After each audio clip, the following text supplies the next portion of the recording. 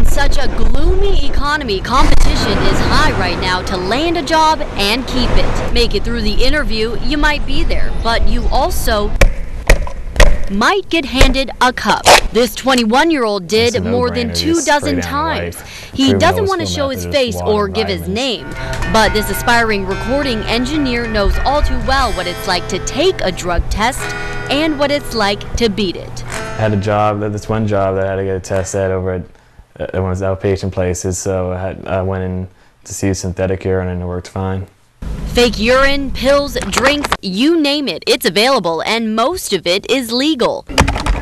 There are hundreds of thousands of hits for the products on the internet, and they're also extremely easy to find in local stores. Again, they have walls behind the counter of products and stuff. It's ridiculous how many different ones you have, like artificial things you can use, like full core tests and stuff like that when people are watching you. It's advanced so much. Right now, the market for a quick fix to get clean is huge. Testing labs, we see it every single day, run into it all. It's a big problem. Jeff Mendler is with Tulane Drug Analysis and Kroll Labs. People that are coming in with those products are pretty desperate to begin with. According to Mendler and other experts, today's technology spots everything. They're always on the cutting edge.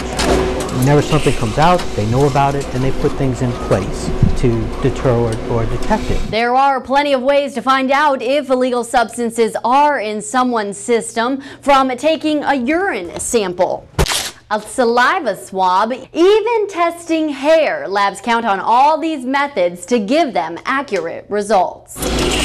Inside criminal court, lab technicians are now working with a newer, faster machine.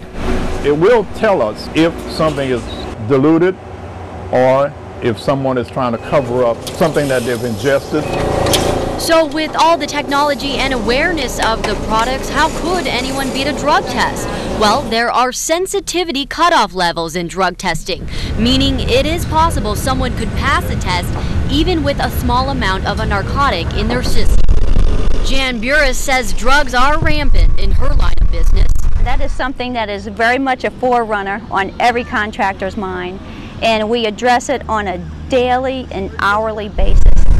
She believes testing makes the workplace safer. Our job is to stay one step ahead of that potential employee who's going to cause the risk and the grievances that my company is going to incur from it. They walk away. The contractor's left picking up the pieces and increased premiums, cost, medical bills, you name it on down the line. And that's not fair to us. Fair or not, there's a gray area that manufacturers have found in a market that allows them to sell drug test masking agents for big bucks legally. It's wrong to use them to try to camouflage the fact that you're high on drugs. I'd like to see them banned, but it's not going to happen because it's a big money market. Even though experts say again and again the products don't work, people like this 21-year-old still plan on dishing out money to see if they will.